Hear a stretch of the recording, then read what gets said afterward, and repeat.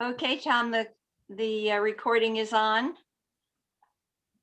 and Okay, it's 7:03. okay. Well, we got a few people. Oh, was that, there's Gwen. Okay, so now we have Gwen as well. Do you quickly want to go through this thing, Linda, and how the Zoom works so that if there are people who don't understand it, they at least can get a feel for how they ask questions or, Yeah, I'll do that in a second. I think first, for the people that are on the call, this is the Lake Balboa Neighborhood Council Land Use Committee meeting. Today is April 5, 2021. And we need to take roll call. So Tom Riley, yeah, Gwen, yeah. Here. thank you. Alan, Here, Alan, have you completed the mandatory training? not yet. So And you're not eligible to vote. I can vote, but not for funds. Pardon me? I can vote, but not for funds. I can vote, but not for, Money. I still didn't understand it. He's saying that he can vote because there's no money involved in this project. No, that's not true. That's what Vanessa told me. I'm going to not allow that because I haven't seen that. Mandatory training in order to vote are three prongs, and you're missing one.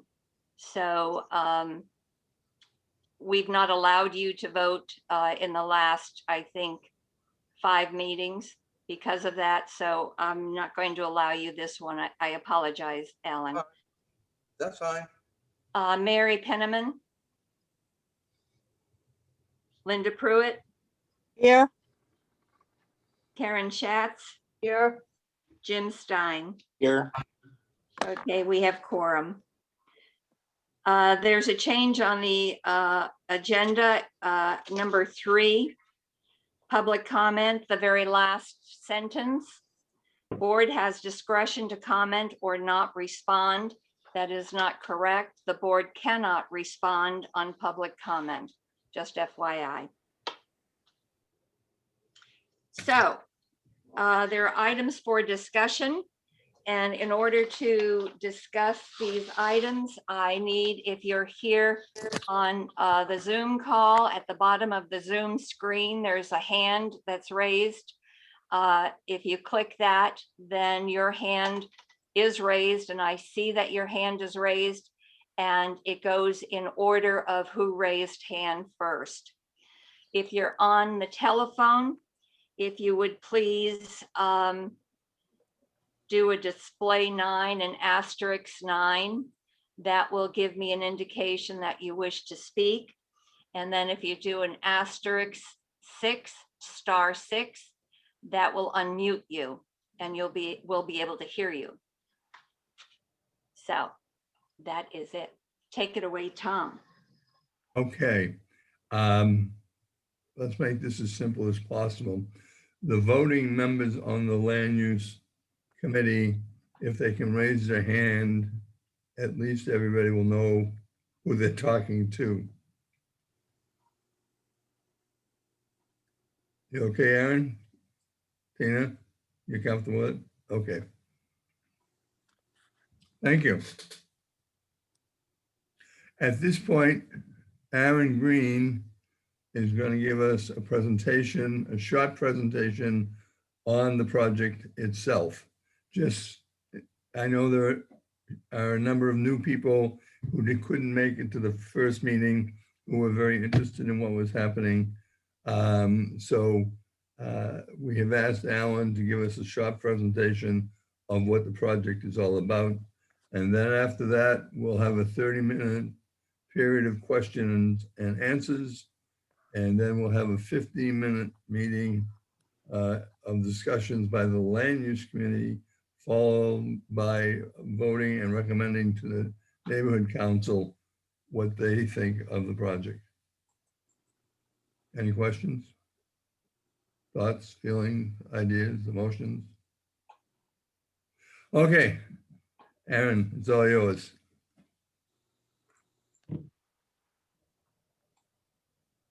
Tom, thank you. And I appreciate, and I'm sorry, I've got an echo here real quickly. Give me just one moment. Was it something I said?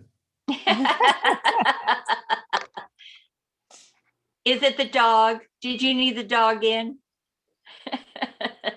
Oh, the dogs aren't here.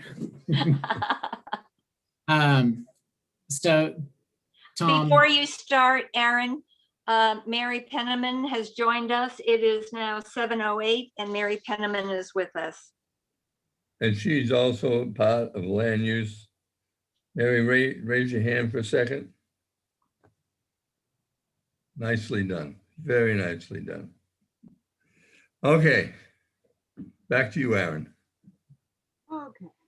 Thanks, Tom. And I appreciate the rest of the members of the committee. A lot of folks I know either saw the, either participated in the neighborhood meeting that we did about a week or so ago now.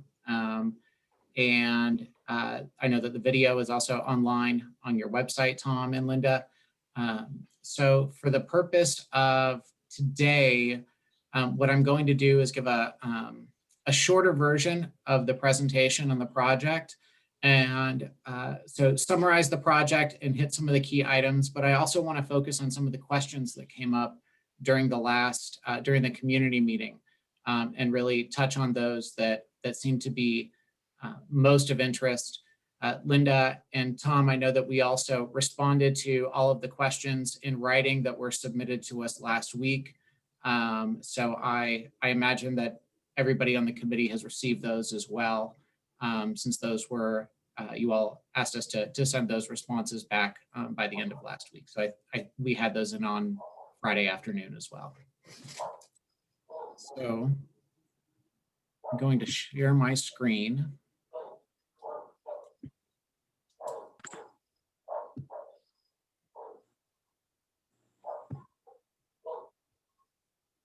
Everybody see this? Yes, Yes. thank you, Aaron. Thank you. Okay, so just a kind of a reminder of the project location. So this is located just off of the corner of Staticoy and Balboa. The sort of Yum Yum Donuts is over here down on the far end of the corner. And sorry, that's my landmark because that's where I used to go as a kid every week. But the project site is the Park Royale Mobile Home Park. And the reason that this box is in yellow is this is the footprint of the proposed project. The rest of the mobile home park remains unimpacted with the exception of a number of improvements that'll be made to the park, which I'll talk about during my presentation. This is a high-level site plan. So the proposal is to replace the front part of the park with an apartment building that has 150 apartments in it, half of which are rent restricted. It's a 7-story building, 2 levels of parking above ground, 1 level below ground, and then 5 floors of apartments on top of that. There'll be some residential amenities, a gym in the front of the building. There will be a community room in the back, which I'll get into in a moment. And as you can see, we've realigned the roadways for the project. So for apartment building residents, future apartment building residents, they will enter the apartment building here. For mobile home park residents, they will enter here and there will be a loop around. And so both of these will be gated here.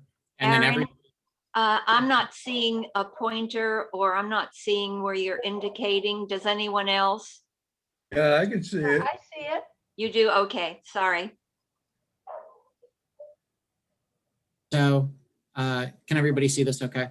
Yeah, now I can. Thank you. So there will be a gate to the apartment building and the parking entrance here. The roadways will be realigned. There will be a large separation between the apartment building and the mobile home park. There will be gates located here and here that will only be accessible by Park Royale residents. And then everybody will exit at the north of the site here. So we've realigned and reorganized the roadways to make them, I think, more efficient, as well as larger in the front part of the park.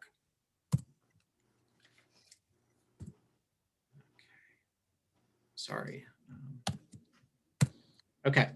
So as I mentioned, the proposal is to create 150 apartments with 75 of them being rent restricted. And that's at a variety of income levels, which I'm happy to talk about in detail. And I know we got quite into detail on our community meeting as well. There are a tremendous number of amenities that will be added to the site that will be available both to mobile home park residents as well as the future residents in the apartment building. So all of those new amenities will be available to both to residents from both. So everybody will have access, for example, to the barbecue pits in the new apartment building, and everyone will have access to the community room at the back. And so those types of things, I'll go through them in detail, but this is intended to bring the two sites together and to add a lot of amenities for both groups of residents. There's also a great amount of open space within this project, much more than is required. We're adding not only to the apartment building, but also within the mobile home park, we're able to put about a 6,000 square foot park without displacing anybody to build that park. A couple of key components to the project. One is within the proposed apartment building, we're going to be building a daycare. So that'll be made first available to the residents of the apartment building and the mobile home park. And then if there's space available, certainly there would be an openness to having kids from the neighborhood who also wanted daycare. There will be a lot of new amenities, as I mentioned. So barbecue stations, a game room, dog runs, some children's play areas, a community room, and some others that'll be built into the apartment building that'll be available for everyone.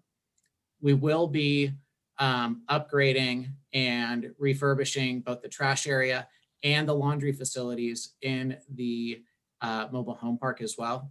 And we will be repaving and resurfacing all of the roadway in the mobile home park beyond and sort of outside of what's for the apartment building itself. So this is the rendering of the proposed project. This is, of course, Balboa Boulevard right here. And as you can see, what we've done is around all the sides of the project, basically, except for the front, there's a lot of green screening on the parking component of the project. And then as you look at the apartment building, what you'll see is a lot of breaks, a lot of different color treatments, different types of balconies. And that's all done to break up the visual feel of the building so that it feels like a handful of smaller buildings brought together as opposed to a single large building. This is that new driveway that I showed earlier on the south side of the property on Balboa. And then this is that little driveway into the apartment building itself. This is the rear of the apartment building. And a couple things to call out here. So right here is where we're proposing to put a community room. So it'll have a kitchen in there as well as a bathroom for folks who live in the mobile home park as well as in the new apartment building, to have a place that there can be gatherings, things like that, get together with family or friends, whatever it might be. There's also an elevator right here that allows folks to go up to the third floor and into the interior of the apartment building where we have more amenity space, which I'll show in a moment. And this stairwell also goes into that third floor. There is a lot of bicycle parking in the building, as well as some on the outside as well. And we've really tried to create a lot of space between the building and the mobile home park. There's approximately 50 feet between the side of the building and where this break is right here. You can see we're showing it here. There's a lot of repaving, looking at things like stamped concrete and a lot of landscaping, not just on the front part, but also throughout the park to really try to enliven both the experience of our future residents as well as our current residents. This is a bit of a zoom in on what we just looked at from an aerial perspective. We looked at this a moment ago. And one of the other things I didn't mention before is we will be upgrading all of the sidewalks in front of the building. And so new trees, new sidewalk, new concrete, curb and gutter, all of those types of things as well. This is a drawing of what the interior, what's called the podium on the third floor of the apartment building is proposed to look like.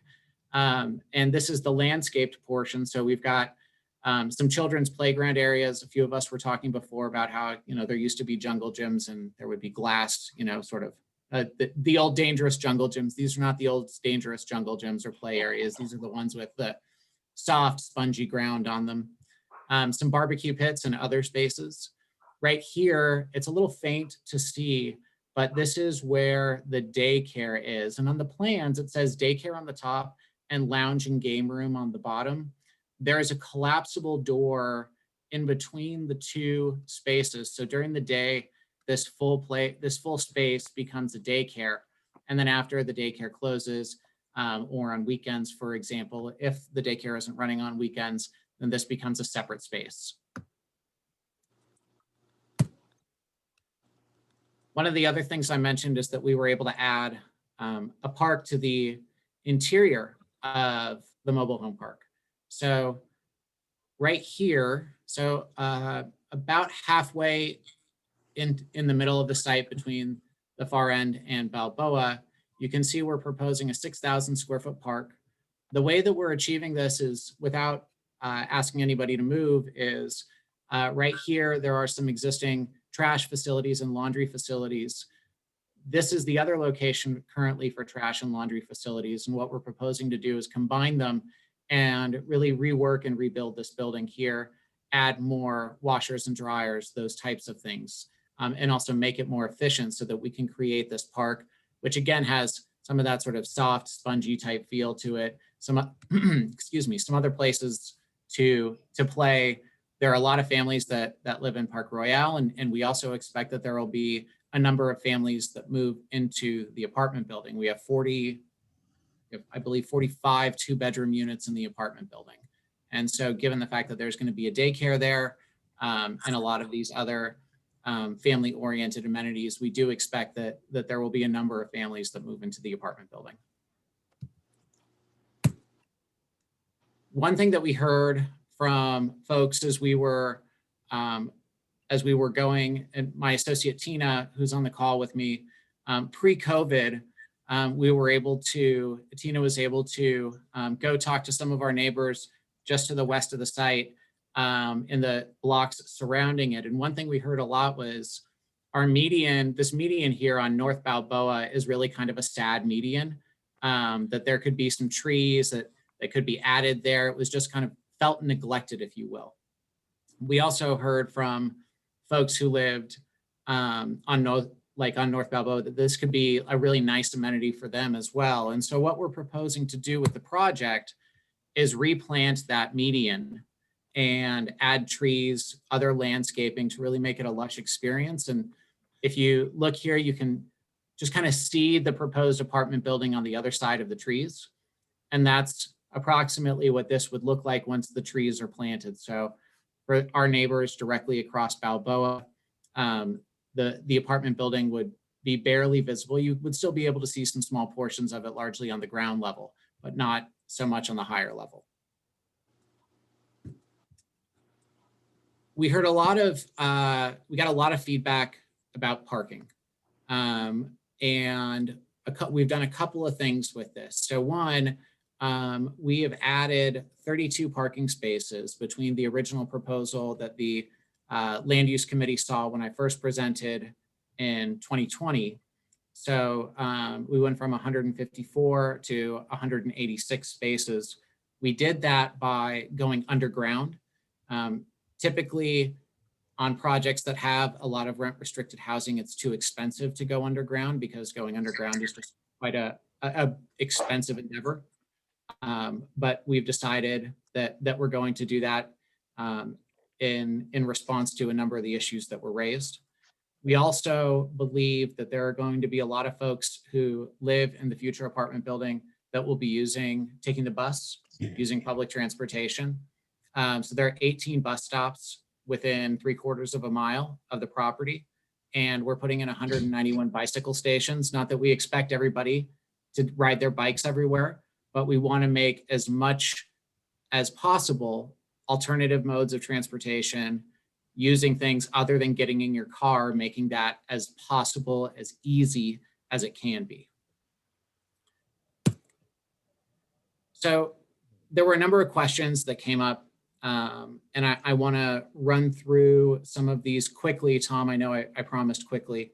I would note that all of these questions were answered in the long document, the question and answer that we submitted to the council and Tom, to you and your team on Friday. But there is one of the questions that came up: will there be additional development at the site? Will the rest of it be developed in the future? And the answer is no.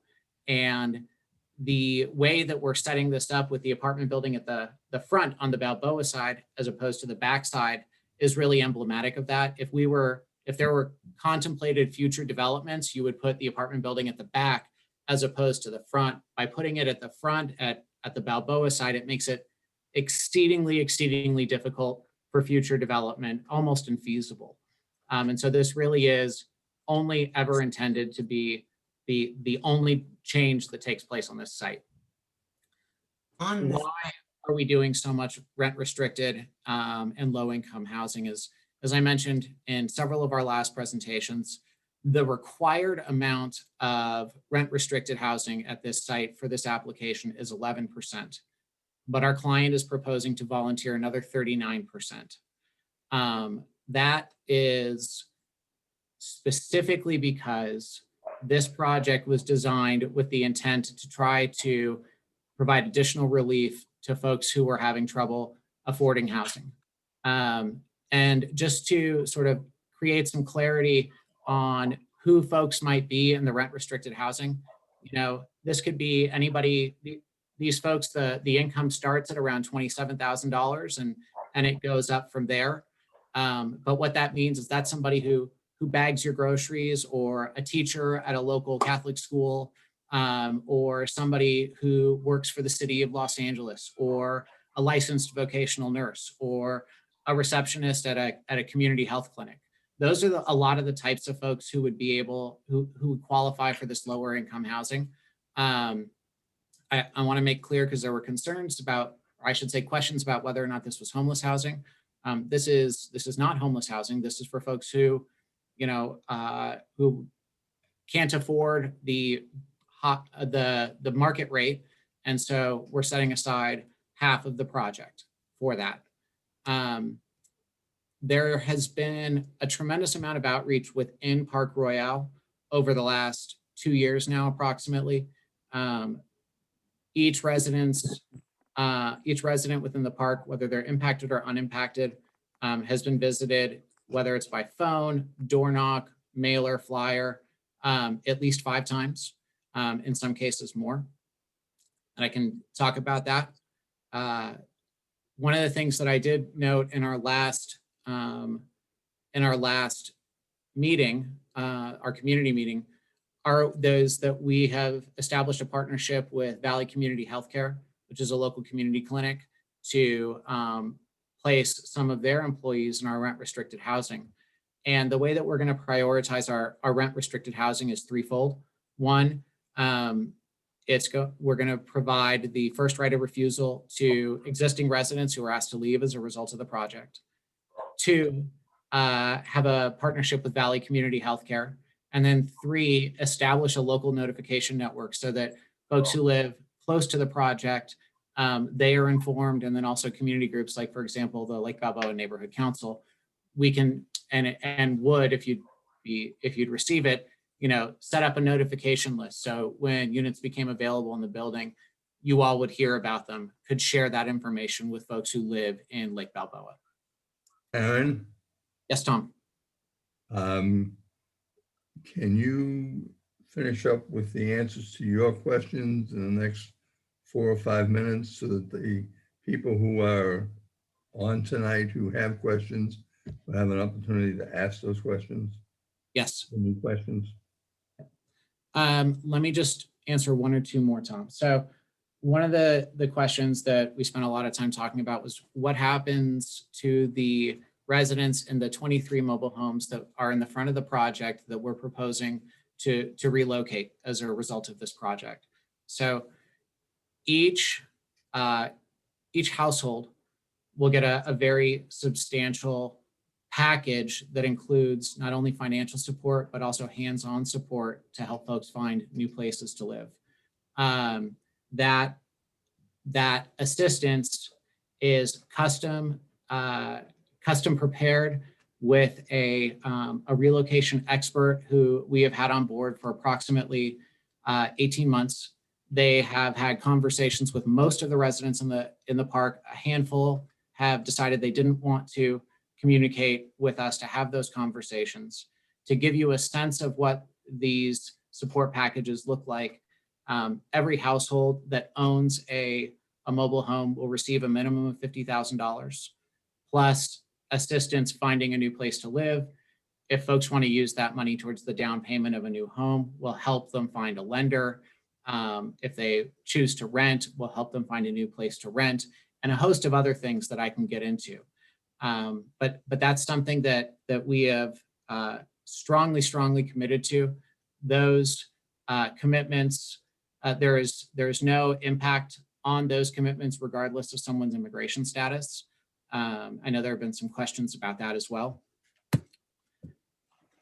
I think, Tom, in the interest of time, one other question that came up. So we've heard a handful of times that when about several years ago, when the new park operator came in, they took away parking, that there was sort of a concern that parking was taken away. And I just want to clarify, parking was not taken away.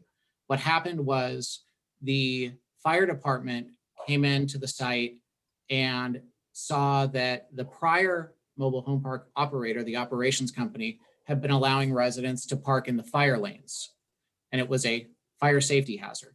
So because of that fire safety hazard, the new operations company has not let people park in the fire lanes because it was dangerous. And as a result, those parking spaces that sort of used to exist no longer exist because they weren't really there to begin with. Tom, I can answer a lot of questions, and I know folks probably have some questions, but maybe I'll stop there for a moment. Okay. I think we should let questions that people have tonight, let them ask their questions based on the idea that the presentation they just heard and saw. And let's see where they go. And if there's a lot of questions, we got about 30 minutes or thereabouts to hear and answer questions. And then the committee itself will discuss the project, and we may also have some questions. So I guess the best thing to do is to have the committee hold on to their questions until they get to their period, and let the community ask their questions for the next half hour or so. Tom, do you want me and the team to respond to those questions as they get asked? That seems to be the most efficient way to do it, but I'm asking you first. I'm not efficient. No, I would expect that you would want to answer the questions. If we give each question roughly 2 minutes, it's not going to take them 15 seconds to ask the question, but that gives you about a minute, minute and a half to answer it. Okay? So some of the ground rules, if I could, please. One question per person. I know that some of you may have 4 or 5 or 6. Unfortunately, there's 44 people that are attendees on the call today. So that means we need 45 minutes if everybody asks one question. So that's not going to happen. So if we could just keep it as succinct as we possibly can. Someone did ask if we have an interpreter tonight. No, I'm sorry, we do not. So it's in English only. And we've got 3 hands raised right at the moment. The first is Denise. The next says guest, and then Isaac. So Denise, I'm going to allow you to speak. Hi, Perfect. y'all. Can you hear me? Yes, we sure Okay. can, Denise. Thank you. Thank you. So I actually just wanted to say that I am in support of this project. I think it's a good project. And I also just wanted to say thank you for addressing some of the concerns about the parking. And I know that some of the community has concerns about this, but I think overall it's such an addition to the community. I do see some comments in there talking about that the 50% low income turns it into a project. I don't really think that's a fair assessment when we talk about what low income is in LA.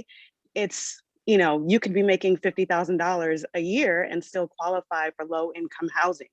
These are people that can have professional positions, people that work in your community.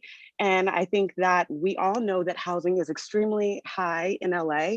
And so giving them an opportunity to live in a great area, in a great building at an affordable rate, I think is the right thing to do. So I just wanted to say that I'm in support of the project. Thank you very much. Thank you, Denise. Next is guest. Thank you. My question is, if you're not going to be building in the back of the park with the rest of the mobile home, which you are actually hiding by the 7-story building, then why the division of the property? And I would like to also see the division of the property line where it goes. I would also like to see the zoning that it's going to be. So is the zoning going to be for both of the properties? Because I know in your application, you're asking for a property split. Also, I would like to comment on the parking. I totally disagree with you about I counted 39 parking spaces that are still available in that park to be able to be used. That's why you have so many cars on the other side of the street. And also to be able to pit neighbor against neighbor, that is not a good way of coming in and wanting to build a good neighborhood and pit that building against the people in the opposite park. That doesn't create community at all, Mr. Green. And I'm sorry, I have to completely disagree with you that you would go into that community and ask them to put up parking restrictions. It's ridiculous. Thank you. Michelle, thank you for your question. I'm not sure about the pitting neighbors against neighbors. I think, let me get to, I think, the substance of the question, because I know Michelle has asked this question a number of times. The lot split, and I detailed this in the long Q&A that we submitted back to the neighborhood council. The lot split is strictly a best practice that is encouraged when you're going to redevelop a portion of the site. The entire zoning is going to be the same. So we're not having one set of zoning for the front part of the property or one set of zoning for the other part of the property. And I hope that answers the question. In fact, there was a request for the map, the document that we submitted to the city to show the lot split, and that was submitted to the neighborhood council as well. So folks do have that document. Thank you so much, Mr. Green. I appreciate you pointing that out. So actually, there's no reason for you to change the zoning due to the fact that now you're splitting the property. You have the zoning in the front for the 8-story building you're putting up, and you will have the same zoning for the back that can continue, so that when you buy property on the other side of Saticoy and allow that a thoroughway out there for a driveway, you will now have 2 more buildings, or 4, whatever you could possibly put on this enormous piece of property. So that doesn't make any sense to me. So you are actually changing the zoning for the entire property and then dividing it in 2, so that if Mr. Richard wants to change and buy, sell off the back of the property, he can. It will be done in this deal. Isn't that correct? No, it's not correct. And I've answered this question for you a number of times before. There's not a way to create sort of like a bridge and a jump and a road at the back of the property. So I understand that you personally don't like this project, but this is that idea that there would be some sort of 4 phases and a secret plan that forgive me, that does not bear out to what we're doing here. So I do appreciate the question. Thank you. Okay, I'm also very concerned about the gates that you just stated for this time. We've met 3 times already. No one has ever mentioned that there's going to be gates for the mobile home park. So now you're actually asking the mobile home people to go through 2 gates of security. That's going to take a lot of time and a lot of trouble. That's actually not, I'm sorry, Michelle, that's actually not correct. So we did present this at the last meeting, and there's only 1 gate for residents in the mobile home park. There's just a separate entrance for residents of the future apartment building. So you don't have to go through 2 gates if you live in the mobile home park. You just go through 1. Michelle, I think we can go to the next question. Sorry. Okay, Isaac. Hi there. Actually, it's his wife, Allison. How are you guys?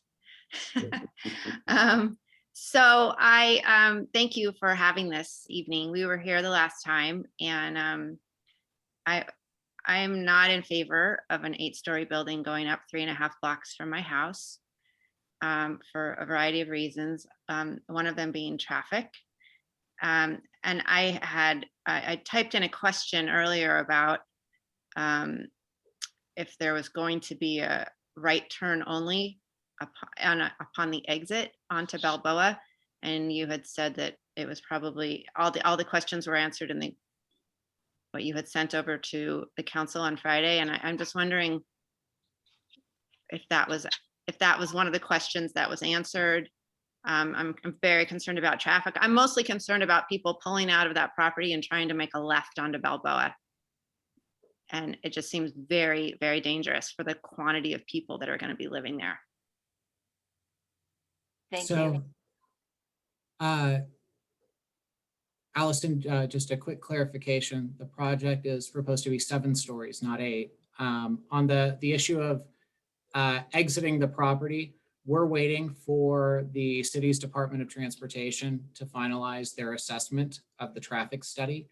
And they'll be the ones to tell us whether or not it's only a right turn or if it's a right turn or a left turn. And whatever they advise us for safety reasons is what we'll do.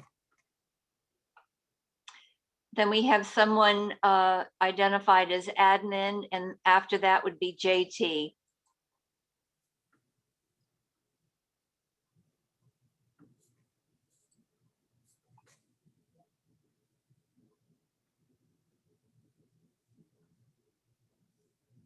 Would you please unmute? There you go. Hi, is this me? Yep, that's you. Hi, good evening.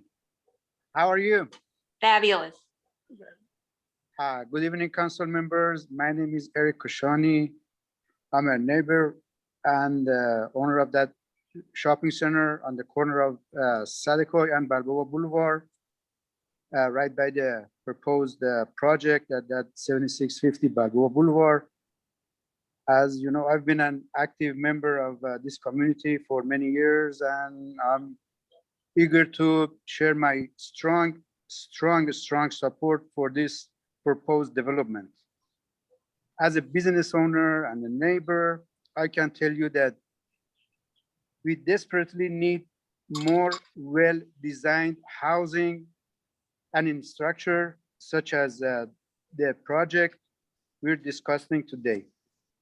And housing and economic development site at the very top of our list of needs.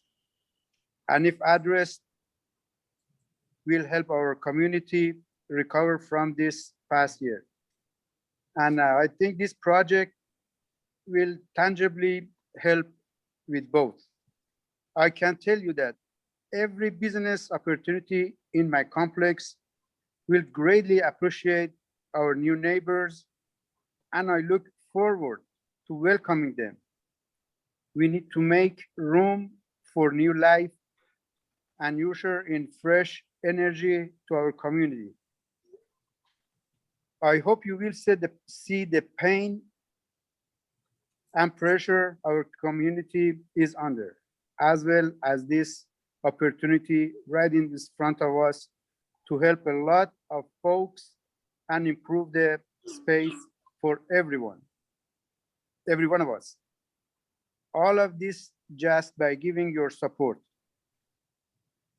I hope you do. Thanks for your consideration. Thank you. JT? Hi, can you hear me? Yes, Hi, how you doing? good. I just wanted to say that I'm also in favor of this. Now, I live a few blocks away from where this development is going to be, and I just wanted to share that, like, I'm a very firm believer in giving back, and I think that this is a really nice looking building, and it's going to have a lot of good features, and it's housing that people desperately need. Now, I do understand the concerns of everybody and everything that they're saying. However, looking at the greater good, this is something that our community needs, and it's something that will greatly benefit us long term. So I am all for this. So yeah, thank you all for listening. Thank you. All right, bye. Okay, next would be someone identified as guest, and then Terry.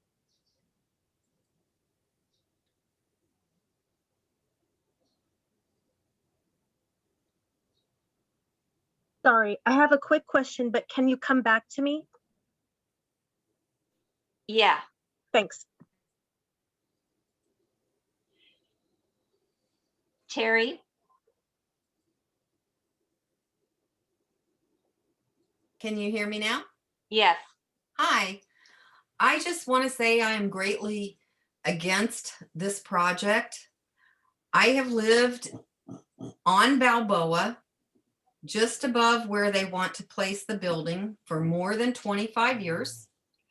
And I have seen this neighborhood change when the Van Nuys Airport decided to take down the bungalows across the street from me and put up other businesses. Now, I understand the gentleman that is in favor of the project for his business that are on the corner of Saticoy and Balboa. I totally get that.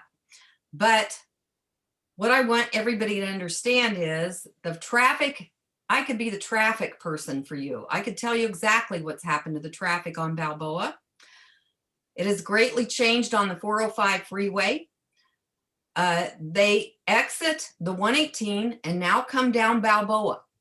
And this has become the place to drive through the valley to get to the 405, to then cross through the areas past Ventura Boulevard to get to West LA. Okay. I have seen so many horrible accidents right in front of my home, above my home, below my home. I hear day and night, 80-mile-an-hour motorcycles and cars, tires screeching, people stopping, people crashing. We also have LA Fire Department helicopter units right up the street on Stag. So we have noise pollution on top of the traffic on top of the smog. And to add, I'm looking back through my notes. So you say 45 two-bedroom apartments, that would typically equate to 90 car spaces, because people these days put 2 people that are drivers in a 2-bedroom apartment. And then you have 21 studio apartments, which are 21 more parking spaces. And then whatever the 1-bedrooms are, 84 units. So that doesn't equate to 186 parking spaces, first of all. And then I want to add one more thing.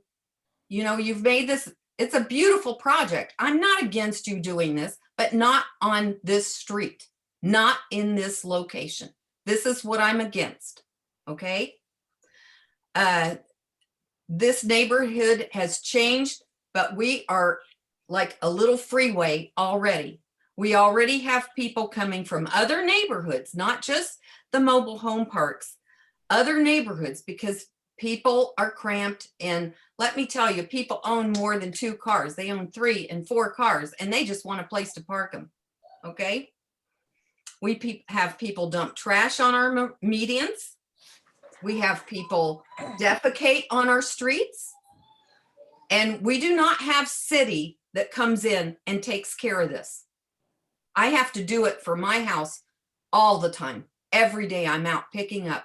So the city planted pepper trees. This is a twofold thing. The city planted pepper trees. These are the worst trees in the world to plant on a median.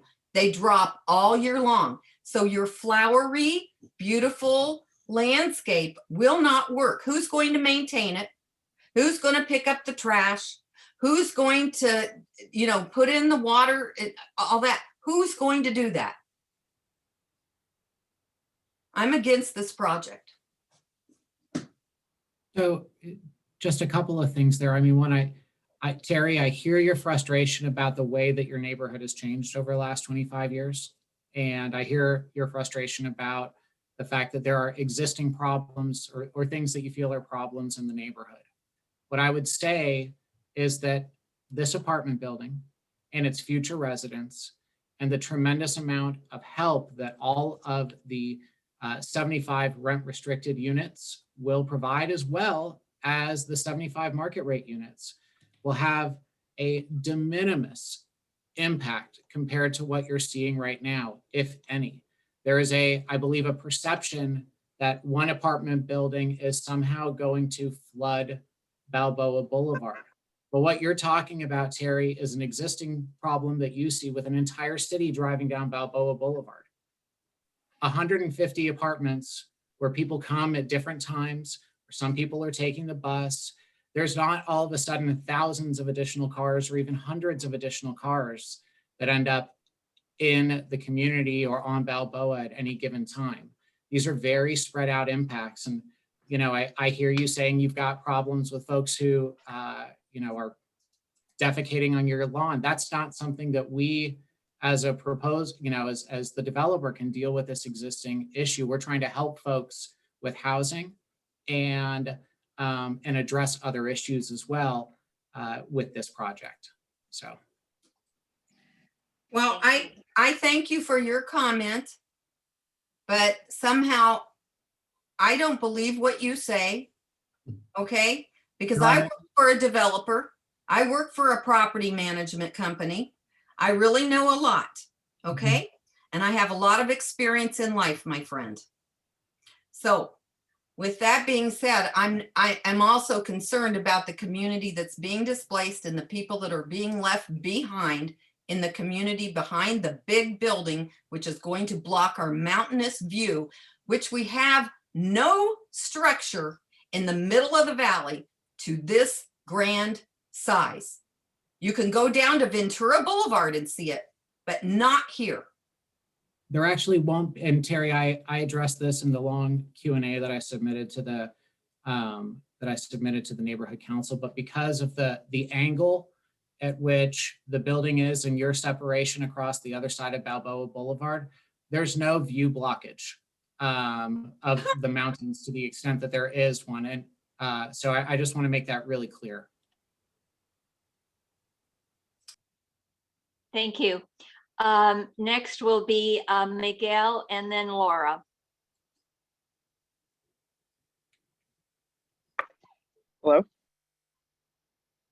Miguel, you're good. Perfect. Thank you, Linda. Aaron, I have just one question for you. It's 150 units in total for this building, and it's a 50-50 split. I know 75 of them will be below market. Do you know the breakdown of what's going to be extremely low income, very low income, and moderate low income? And has that changed anywhere throughout your process? Second question real quick, just so I can shoot them off. I know under the California Health and Safety Code, there's a special formula that calculates the cost of the affordable housing units. Do you know, has your team been able to calculate what that cost is based off the median income in the area? And then do you know on average how many of those units, of those affordable units are going to be 1 bedroom, 2 bedroom? I guess kind of just like a quick average number. I'm sure you probably addressed this with the city council or with the neighborhood council, but I just want to hear it, and hopefully so others, if they're thinking about how many units are actually going to be here, that it's affordable housing, so others can hear that too. Sure, Miguel, let me pull these real quickly because you asked a 3-part question. And I just want Knock that in, Miguel. Okay, so first, to Miguel's question about what the breakdown is of those rent restricted units and has it changed since we submitted the application. So the breakdown has not changed since we submitted the application. And the breakdown is as follows for those rent restricted units. There will be 8 exceedingly low income units, 17 very low income units, and another 50 at the moderate workforce level. So what does that mean in terms of proposed rent for those units?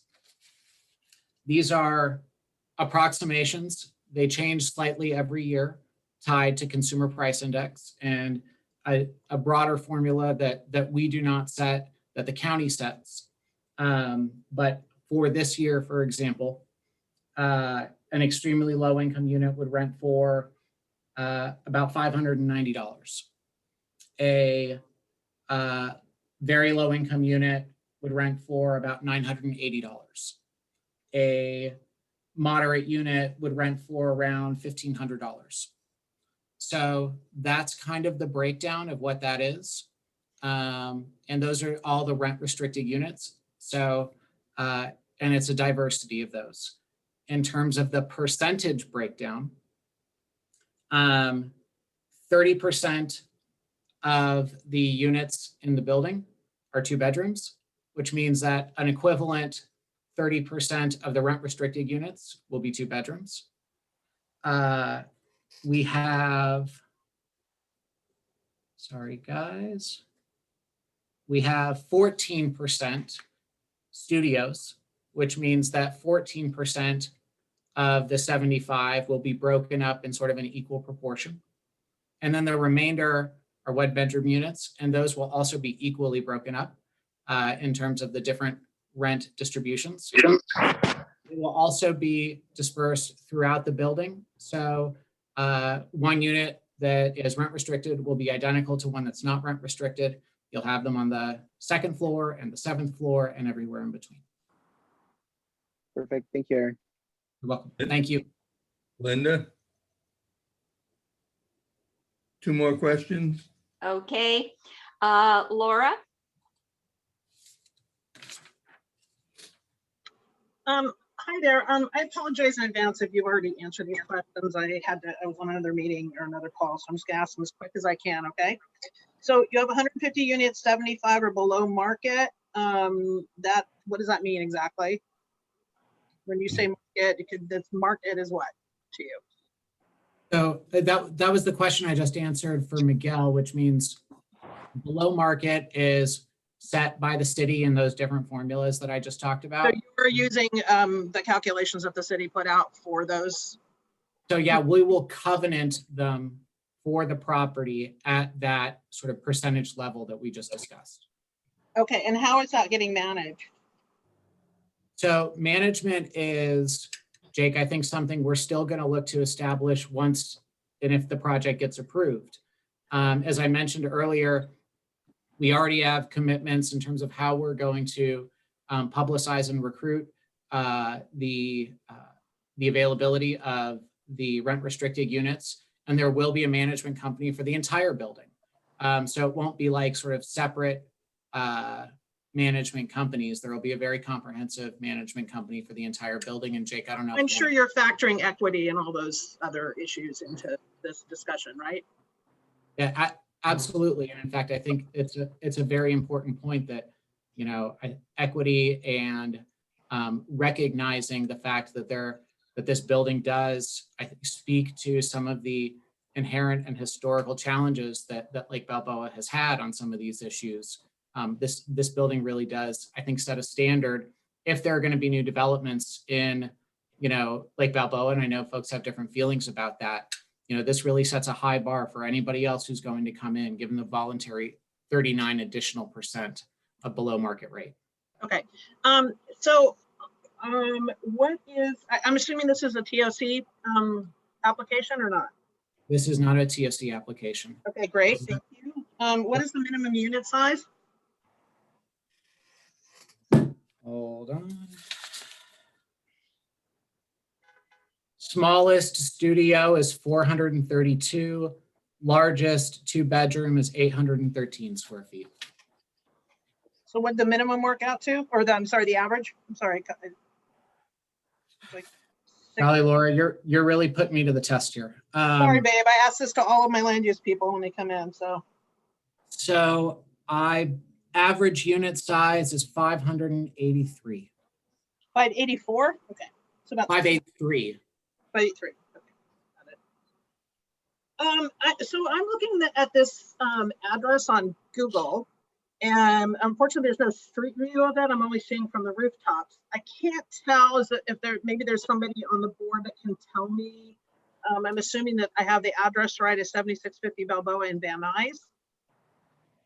Is that the right address? Technically, it's Lake Balboa now. 91406 zip code? Is that right?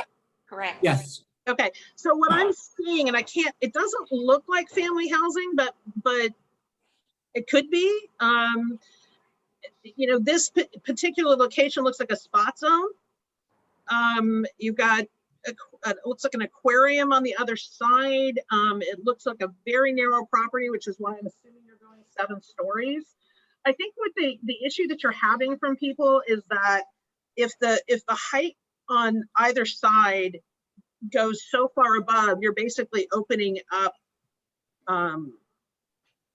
developers to come in and just overrun this neighborhood. So, you know, to sort of imply that maybe they're not justified in having that reaction, you're not right to tell them. It's a very serious concern. I'm seeing it happen all over the city. I have a client who's in Northridge who has their property was double dipped and pushed through a split that was completely improper. And they're getting a 7-story building next to them. It's not right. And I think that this is a fair conversation to be having. And I don't know what to tell these people with respect to how they should respond to future development like this. 7 stories and 150 people on that location is a lot. Laura, I'm not sure that you're necessarily looking at the right location because there's not an aquarium there or sort of other things next to it. This is old. It's like it's called Said Aquarium, temporarily closed. It's a little narrow. Your property is a narrow strip. Maybe it's the one next to it. Our property is the Park Royale Mobile Home Park. It's the what? The Park Royale Mobile Home Park. Okay, so then maybe it is a different address. That's why I asked initially.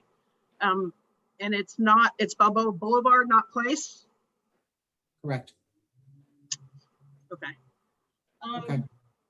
I mean, look, at the end of the day, this from where I'm looking, it looks somewhat commercial. So, you know, if that, oh, we got a little vision here. No, this is all residential. Oh, there's the trailer park. Okay, so you're telling me that, and these folks that you guys have bought up the trailer park? Is this Our what I'm client- my They client, own the trailer park. sorry? They own the trailer park. So you own the trailer park and you're turning your trailer park into this apartment building. Is that correct? we're proposing to take about 16% of the mobile home park to turn it into the apartment building, and the remainder will stay intact and then get revitalized. So are you subdividing the property? We are subdividing the property pursuant to standard planning practices, yes. Okay. Thank you. Guest, you're the last, and if you can keep it short, that would be great. Yes, ma'am, I will keep it short. I am definitely against this property. I don't think that the 23 people who are going to lose their homes, who have been family oriented and to buy their own American dream and to be ostracized by this situation it's just deplorable. And yes, I use that word. And just to clarify, and I will get to my question, Mr. Green, the back of the property, just like you wanted to buy the G&A junkyard to add to your building, you can buy property over on Saticoy and make a throughway. That's what I mean when you subdivide this project. You are now going to allow more, you're going to allow Richard to sell the back of the park and then put 2 more 8-story buildings or as many parking garages as you'd like. So that's what's going to happen to this property. I don't want it. I also want to ask, you throw out $50,000 like, oh, we're doing such a good favor. I want to know who is the city relocation specialist assigned to this project, because I don't believe the 23 families are going to have a good comfort knowing that Richard is going to be handling that particular part of the relocation. I put in the Q&A that is, it is for relocation impact report and a conversion impact report. I put the site in it. I would like to know who in the city is going to be handling that part of your application, please. And thank you very much. Thank you, board. Thank you, committee. Thank you, neighborhood, for standing up for the little people who have really tried hard to have the family dream. And 23 of us are going to be out in the street. So I've already addressed the back of the property. To Michelle's specific question, I mentioned this in my responses to the board. The city of Los Angeles begins looking at a relocation plan once it is submitted by an applicant. At this point in time, there are a handful of residents, and by handful, I mean less than a dozen, within the 23 that are in the impacted area who have decided not to participate in discussions with us. Because they have not participated in discussions with us to date, we cannot submit that application at this time to the city for them to then assign somebody to review it. Once it is submitted and reviewed, that's when a city party gets involved in this. So that's why there isn't somebody assigned at the city at this time, because that report hasn't been submitted, because we haven't been able to complete those meetings with a handful of the 23 impacted residents.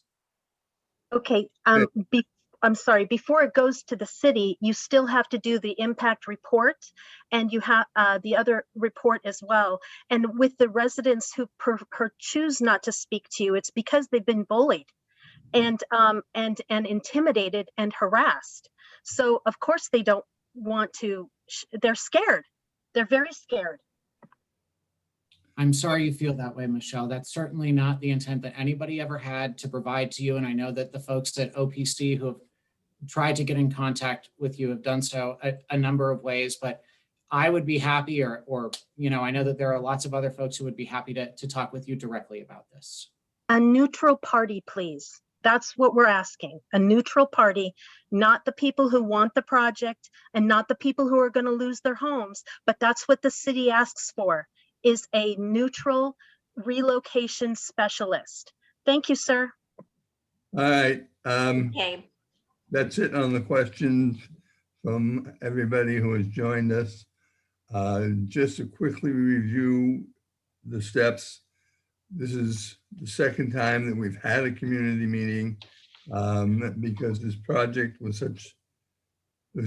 is possibly going to have a huge effect on a very large part of Lake Balboa. And we felt that it was important that the community let us know what they think of the project and how we can move forward from it. If it's all right, Linda, what I'll do at this time is we have the land use committee people here, but we also have several people from the neighborhood council.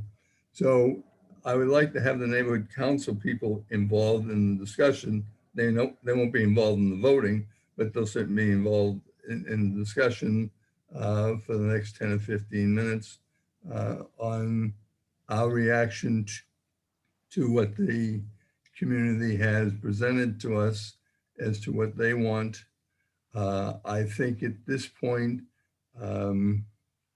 it is. actually, Tom, that's Danica and myself are the only two that are board members, and we will be taking a vote on Wednesday.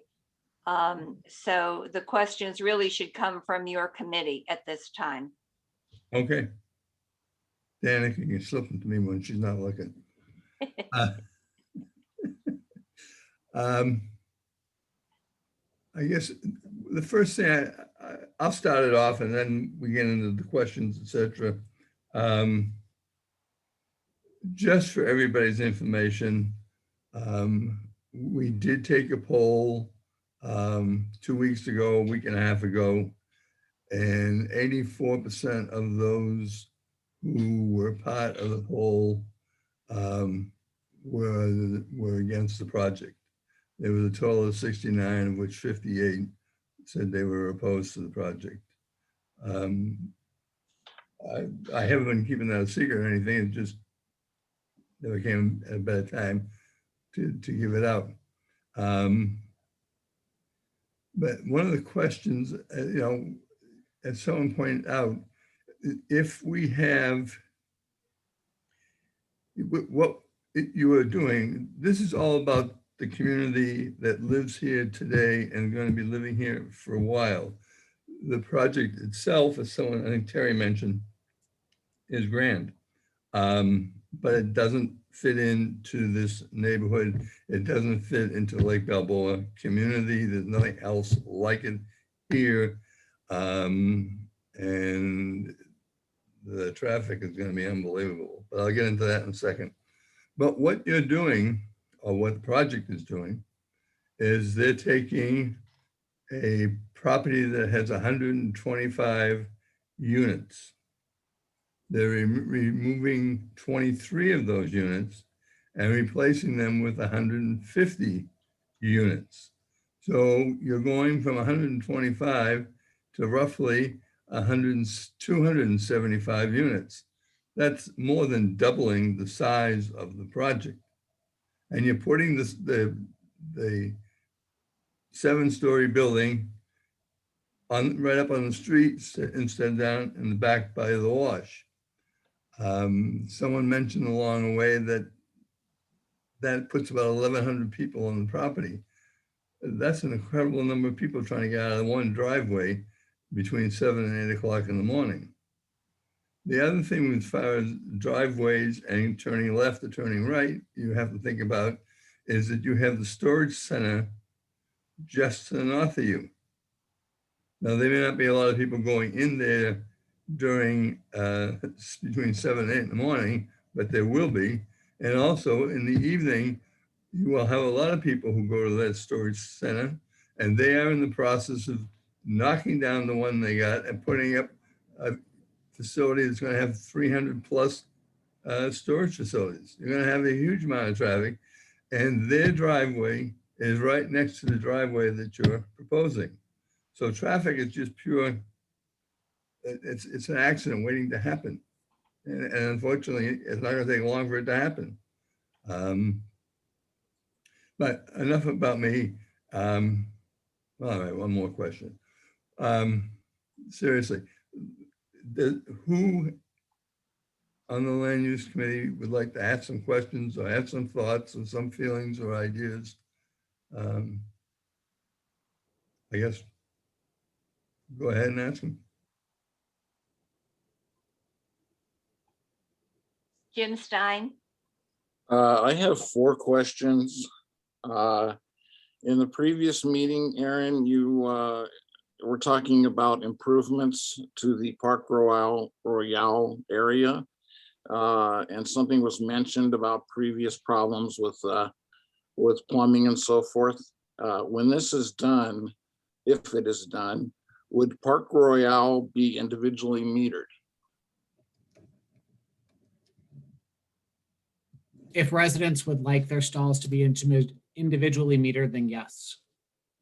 We've had, Jim, the reason I say that is in the past, we have offered it at times and folks have turned it down. I see. Question number 2. It's not real clear to me if this is done, how far to the west would the apartment building end up? Would it be right on the street, or would it be somewhat give somewhat of a space, sidewalk and then some landscaped area and then the building that's on the west side? Do you mind if I pull up a sidewalk shot real quickly? Sure. Okay. Sure you mind or sure you don't mind?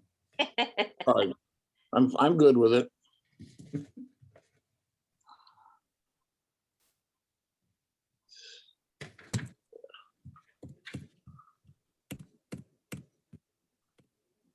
Actually, this is probably the closest that I have. Okay.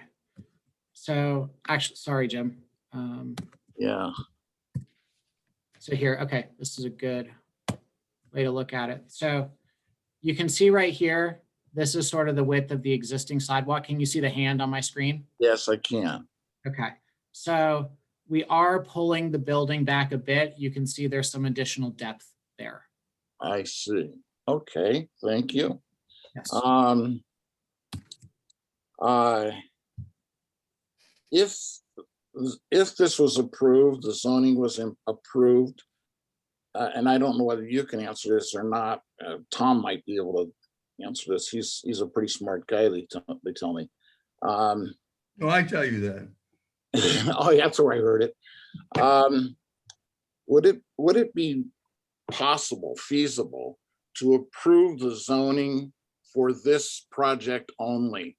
Because a concern has been made that, oh, they're gonna, the whole street's gonna start going 7 stories or whatever. Are you asking about zoning the front of the property different than the back of the property? No. What I'm trying to say is if we were to approve as a council rezoning this project, is it possible that we can say that we are in favor of this, but not every situation would have to be taken upon its own merits? So that's exactly the way that the system is set up right now. So you guys advise the city on every individual project. Right now, there is a community plan process that's going on, but there's no change to the zoning for any other property that's being discussed as part of our project. So we're the only thing that's having any sort of change zoning wise that's being discussed.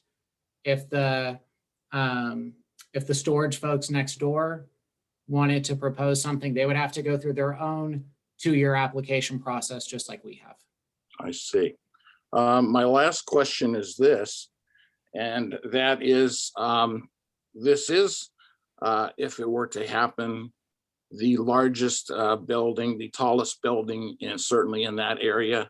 Has there been any pushback from the airport people regarding this?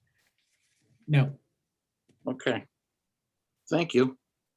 Jim, in answer to your last two questions, the airport suggested that Aaron get in touch with them, in particular with the FAA, because there are some rules and regulations. That's what the airport told me today. So Jim, Tom, we've done that. We've run that clearance already. You have to be much smaller than what we're talking about to have any FAA impact. No, okay. And then in answer to your question previous to that, will this be the only 7-story building at that location? Yes. Could the mobile park down the street do the same thing? Could they make it bigger instead of just making it, 16% of the property, make it the whole thing of the property? Yes, they certainly can, because the precedent has already been set. Once you do something once, you can do it up and down the street with the rezoning. So I disagree with Aaron that this is going to be the only one that will ever be, because there's absolutely no reason why you can't do it going down the street. So you could easily have 600 units down the street. It costs a small fortune, but they could do it. And then over on Sadacoy, they can go in there and do it. This is not something that's going to be exclusive to this property in Lake Balboa. Once you do it, then the precedent is set. Then you can do it. Yes, it's going to take you 2 years, but that's standard when it comes to rezoning projects. There's nothing special about that. So I would disagree that no one else can do it. And if, as Aaron mentioned one time, well, just tell the world that they can only have 150 units.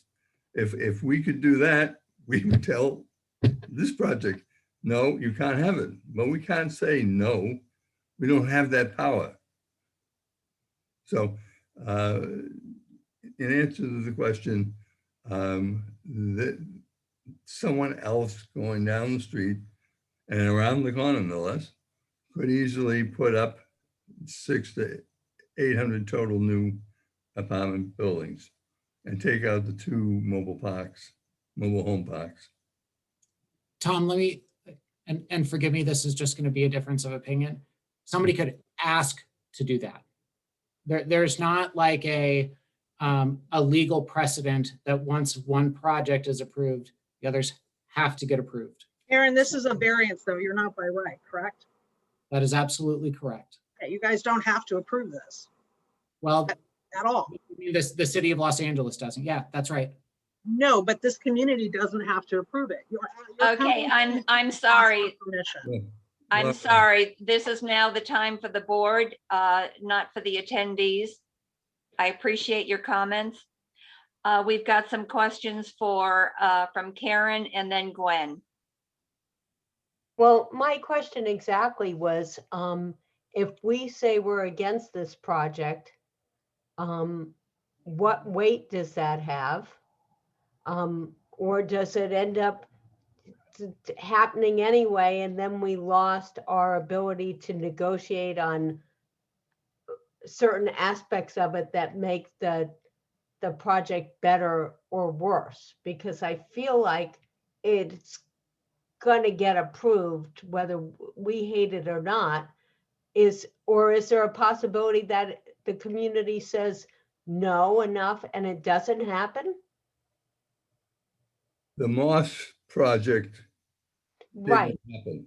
That was a monster of a project that was turned down when we made our presentation to, we had another community meeting and we made Right. a presentation on it, and the district office, the council office said no to the project. So they do want to hear from us, you know, and each situation can be different, but at this point, I'm not saying that it's a done deal. I don't think that's the situation. I think And then and there are still several steps available to the community if the public hearing goes in their direction. I mean, if this wasn't a slippery slope, I think we could all, many of us could agree that having affordable housing in a nice new building would be really nice, and it probably would look nice and make the area look nicer. But for the people who live in the mobile home park, I feel their pain, because if I lived there, I would totally be against the project also. But I would say, assuming that this project does go through, that if you're going to improve the median, that you do it with landscaping that does not become an eyesore as quickly as it gets put in, and that it's landscaping that has low maintenance and will beautify the area, not be messy trees that look horrible in a year. So that I, and it really needs to be a right turn only, even though the way people drive in the valley, they could care less that it's going to say right turn only, but we should at least give it a shot because it's so dangerous. I mean, valley U-turns, people don't pay attention to anything anyway. I almost feel like it needs to have something where you can't make a left, but people will find a way to make some crazy U-turn on anyway. So I don't know what to say. That's because you're from New York. We Thank you. follow the rules in New York. Okay, It's next is pedestrian. Gwen. Yes, thank you. So I have a couple of comments and then about 3 questions. My comment is I generally am in support of this development because it will be addressing the expensive housing situation that we have, and it encourages mixed income communities, which I think is what makes sense going forward in Southern California. We in LA have a lot of built out properties. There's not a lot of empty vacant land. So we end up having to construct upward in order to use that space in order to, create the housing that needs that we have. So for those reasons, I would support it. But my questions and concerns have to do with a couple of things. One is, I guess I'm not sure of the length of time that the current owners have been those owners. I've heard from some of the residents of the mobile home park that the owners had allowed it to go into disrepair. And I would like to hear some assurances that your current owners won't allow that to happen so that it becomes one of those projects that people are concerned about. We don't need a project in Lake Balboa. That's one question. The other thing is, how will the infrastructure be addressed with these additional residents here? We're going to need, to deal with, water and power, sewage and all of that.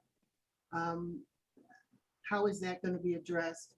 And then Karen's question about the landscaping, who's responsible for that? If you put if you change the landscape there and improve it, who's responsible for the maintenance of it? Is that the city or is that you as the developers? So those are my questions.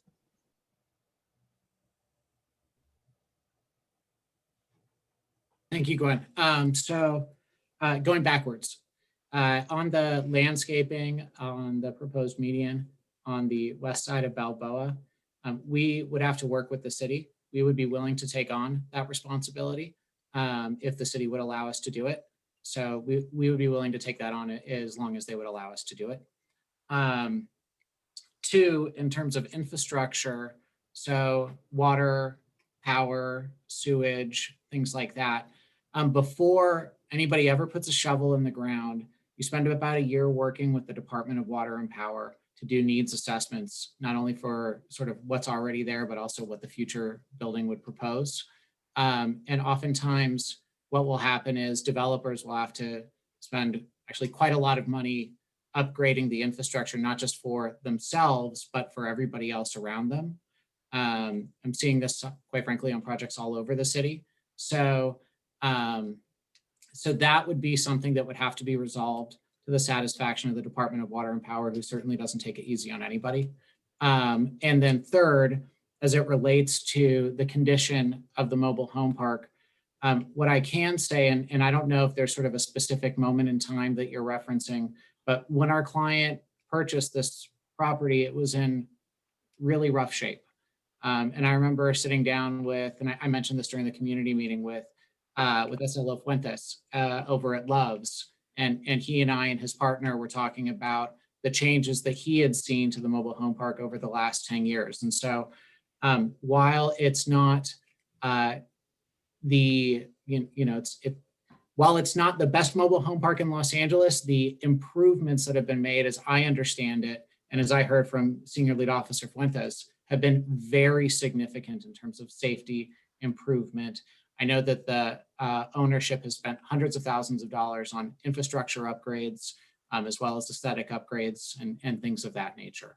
So there can be a commitment that we put into any approvals that include certain thresholds that will have enforceability to them. We're certainly happy to have those conversations about what that looks like.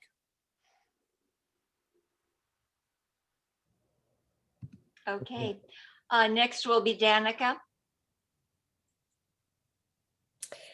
First, hey, Tom, several people have asked that you read the stats again from the poll that we took last week.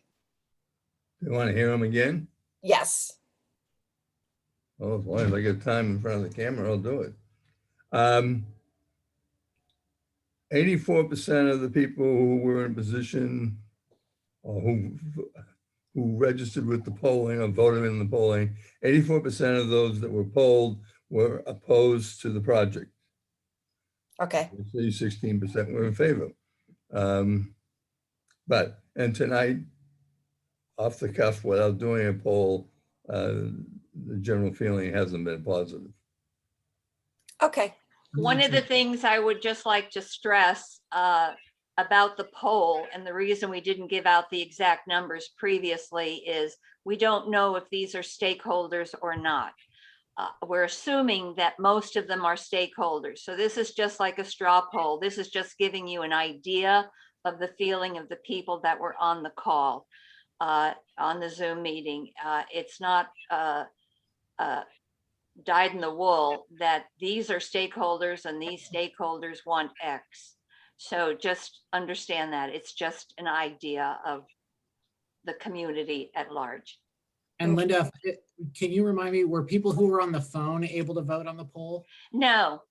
Okay. And that's the other reason why I didn't want to give out poll figures. Those that were voting were on the actual Zoom, but not on the phone. So Aaron, actually my question is, if this project, if it gets denied, is the developer willing, because it really seems that the 7 stories is the biggest concern, is he willing to do a 4-story unit? I mean, I haven't done the numbers to see if his figures would work out. So it might be the type of thing that it wouldn't be economically feasible for him. Yeah, I mean, Danica, we haven't run those numbers either. I will be honest with you.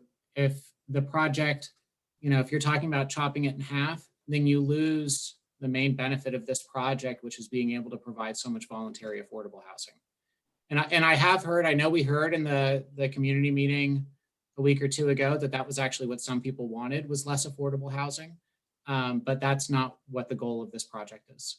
So that, to give you just a very straight answer on it. That's fine. That's fine. That's great. Love that. Thank you. Okay. Any other questions, thoughts, feelings, ideas, emotions? A couple quick questions that need to be followed up on. Can somebody answer them? I'm sorry, I don't know who's speaking and It's in the question queue and it's also in the chat queue. we're taking the live questions right, and that time has ended. right. Okay. So Um, these are basic questions about the discussion that you're having, which is what is the FAR of the property? What is the sidewalk width? What's the setback? Those are all things that the public needs to understand in order for them to work with the developer to solve the problem. So can we get that at least answered? Laura, that's the project itself. The main concern of the two meetings that we have had so far is this project an asset or a detriment to the community? And what does the community feel? We're not overly interested in technicalities of what side the sidewalk is, or how big it is, or how small. We're not really that interested in how nice the project is inside, and that's a compliment. How you set your FAR is how you can adjust the height of the building. So that's why I'm asking that question. If they haven't discussed any height restrictions or changes to height for less density and wider space, I mean, can you answer that, Aaron? What's the FAR of the building or the project? We have to respond to the project that has presented to us. We can't change that in the middle. If they want to change it and come back to us, then we can address it. But we can Tom, only. I'm asking you what the FAR of this project is as delivered.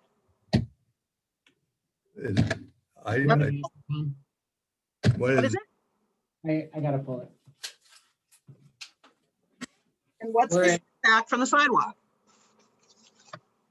How wide's the sidewalk? What's the setback? Can I do this for Tom? Can I do this for Laura and for you guys? Can I send you this information after the meeting with all of the, all the details? You guys can have all that. I know I've sent it in the past, but just to make it easy for everybody. Okay. And then you can share it on your website. And Tom, if I may, forgive me. You had just said, I apologize, cut me off if you need to cut me off, but you had mentioned that the project or sort of how folks are thinking about this is how does it impact people, you all, basically. Yeah. And what I would say is part of that is up for consideration. And then part of it is also, what do you want to do in your community? Is it just about whether or not it will be a negative impact, or will there be some inconvenience? Or is it about what you want to see in your community going forwards? Well, let me answer it this way. This is me personally speaking, I haven't heard from the community that they are in support of it. 84% are opposed to the project. So their feeling is that their quality of life is going to be adversely affected by this project. Traffic is incredible, but we won't even get into that side of the story. I don't see any way that it is an asset to the community that exists today. We are a community of villages. There's approximately, and those villages are related to the grammar schools. We don't want to become a city. We are a bedroom community. We want to remain a bedroom community. We want to remain a single family home community. Everybody knows themselves within the communities. And I haven't, we had the problem with the Morses, and that got shut down. The community told the district office no to that project, and then they're doing it again. So I just don't get the feel that the community wants this, or it's of any advantage to the community. It's great for the property owner. Yes, that's wonderful. But you are taking 23 families and moving them off. You're still going to end up with 102 properties at the moment, or units, plus you add another 150. So you have brought into the community an additional 150 units and dumped that on us, on our streets, on our parking lot, on everything in. So I don't have a problem with nobody, or have very few people being in favor of this project. It just doesn't fit the community, and it doesn't bring any asset to the community, and it doesn't do anything for the quality of life of the homeowners or their families. It's just a negative package coming to us, and the only one who's going to benefit from it in the real world is the owner of the property. Actually, Tom, forgive me, that's not true. The folks who are going to benefit are from the people who are going to live in the building, including the folks who live in the 75 rent restricted units. And I realize respectfully, you're saying you won't benefit from it, but that doesn't mean that there's not tremendous benefit from the project itself. And I think there needs to be a discussion, or at least you all should consider the distinction between the two. What's in it for me versus what's in it for the people who are going to have a place to live in the future that may be spending 60% of their income on rent right now, that could get that down to 30% in the new building. That, I think, is an important discussion for your community. And I also think what's important is you're talking about 75 families, for lack of a better word, versus the 5,000 that live within a half a mile of that project. And we're not getting strong feelings for the project from those 5,000 or the rest of Lake Balboa. So there's thousands of families and individuals who appear to be opposed to this and realize that there's no benefit to them. The quality of life is not there. You know, it's nice if we can help people, but if it's going to cost our quality of life, the quality of life of our families, and the inconvenience and the traffic, it just doesn't make any sense. And that's why, as a whole, the community is opposed to the project. The building is fine. There's nothing wrong with the building, except the 7 stories. Take it, someplace else. And I know there are a lot of places in the city where they're building these things left and right, but this is not the place to do it. You're going from a single-story project or property to a 7-story project, and you're putting it right out on the street. That's just, it's not right. It's not fair. It just doesn't do anything for Lake Balboa. And if you could argue that the owner of the property lived in Lake Balboa, maybe you could possibly get a few votes for that, but he doesn't even live here. It's just, well, anyways, I think that's enough.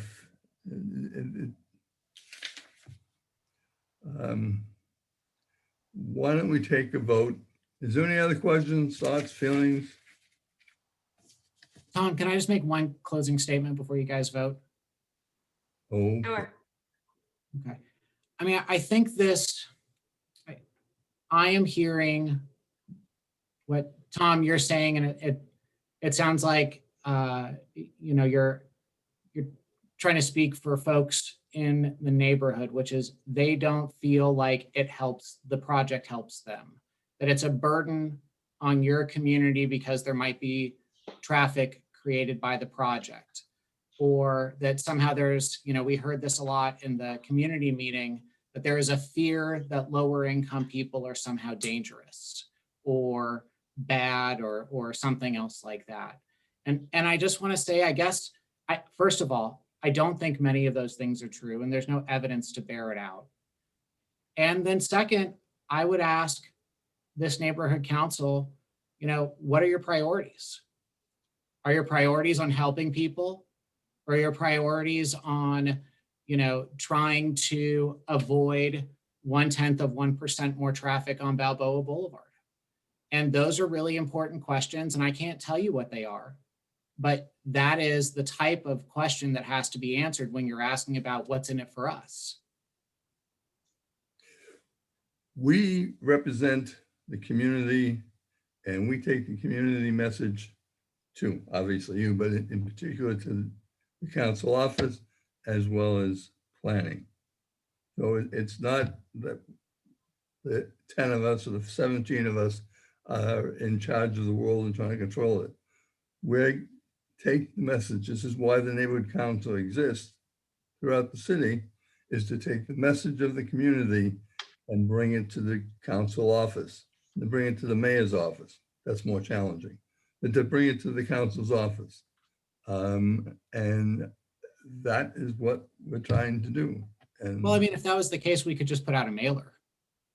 You are all asked to like try to, you know, provide some influence or feedback or thoughtfulness on this. you still have to go through the process. You still have to have the questions. I mean, having a community meeting or 2 community meetings is taking our time.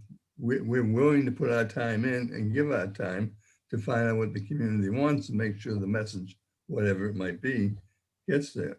And the message, not only of this neighborhood council, but any other community, is going to be, does this project, whatever the project is it an asset or a detriment to our community? We've got a senior citizen facility coming up that will be an asset to the community.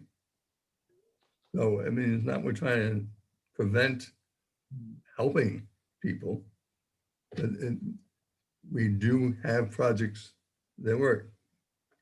Tom, you want to take a vote? Yes. Who's going to do that? I guess just go around the table. No, Mary, are you taking the notes, or Danica, are you, or who? Oh, I see what you want. Isn't Mary secretary of, I mean, doesn't she normally take the minutes on this meeting? Because I haven't been. Yes. She normally would, and she has the badge of I current. have no problem with Danica doing it. Okay, I'll do the vote, but I haven't done the minutes. Okay, hang on.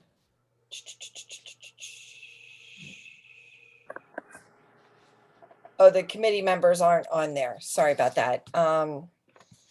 Okay, off the top of my head, Okay, I'll do it. thank you, because I don't know who the committee members are. Sorry. Yeah. Tom, you want to do the motion? I make a motion to recommend, well, I can't make, I make a motion to recommend to the neighborhood council that they not approve this project. I second. Yes, we have. Okay, Tom Riley made the motion, Linda Pruitt seconded. Thank you. Tom Riley, I am opposed to the project.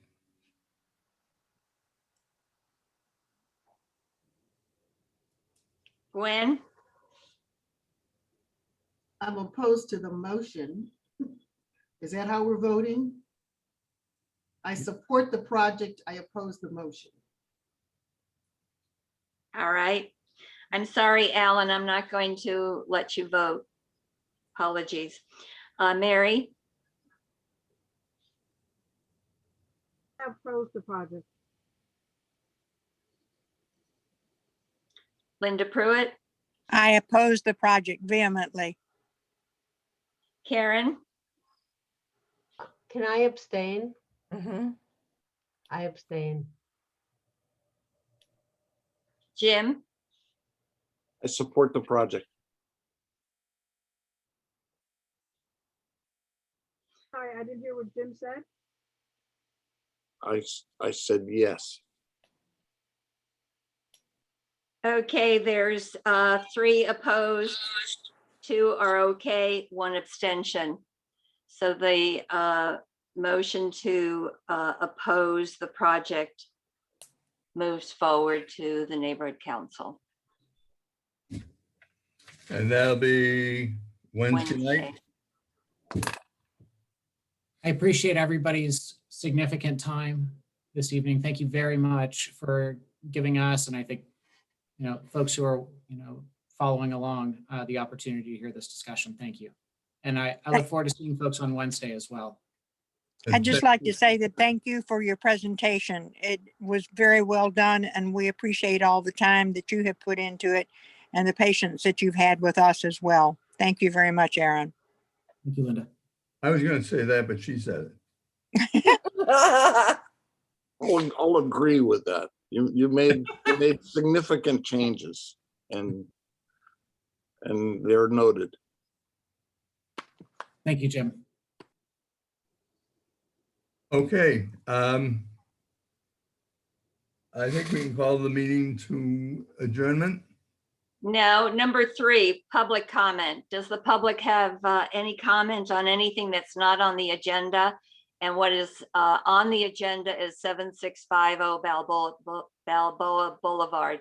Does anyone have any comments within the Land Use Committee's realm? I just have a question about what will take place on Wednesday night's meeting. There will be a discussion and a vote. Anything else?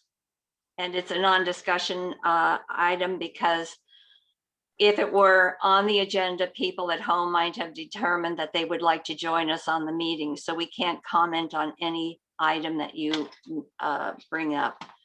I have one hand raised. Terry Taylor. Hi, I just want to thank all of you on the board and everybody involved in this process. It's important that we that live here get heard. And thank you for listening and all the time you put in. You're not paid. You're, I don't believe, you're volunteers on our behalf. And I just want you to know I really appreciate you. I applaud you. Thank you. Thank you. Isaac, which is not really Isaac. That's right, Linda. My better half. Oh. You said Wednesday there was going to be a vote, and I'm wondering if that's different than what there was just a vote. I'm sorry. Yes. All right. We're not supposed to be answering this, but yes, this is the recommendation to the full 17-person body board. Next is guest. Thank you. I want to also say thank you. I am a nervous wreck. This is my home, as you all know. So I just want to say thank you for listening. Thank you for being kind. Thank you for I really do want to say thank you for your service. And I hope you had a wonderful Easter. Thank you. I think that's it. Then we Somebody marshmallow. Yeah, it's left over from yesterday.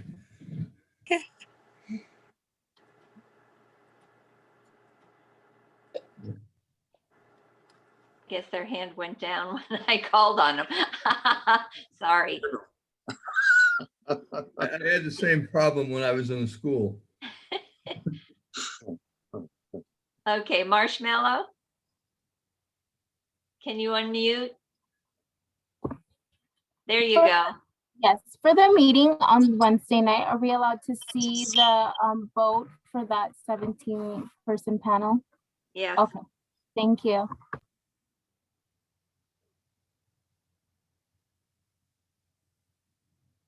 That's it.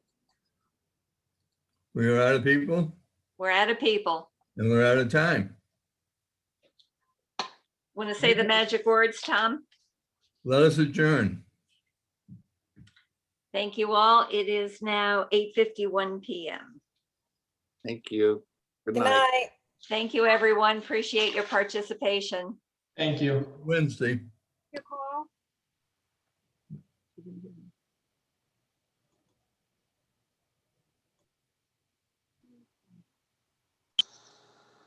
Thanks for a good meeting, Tom.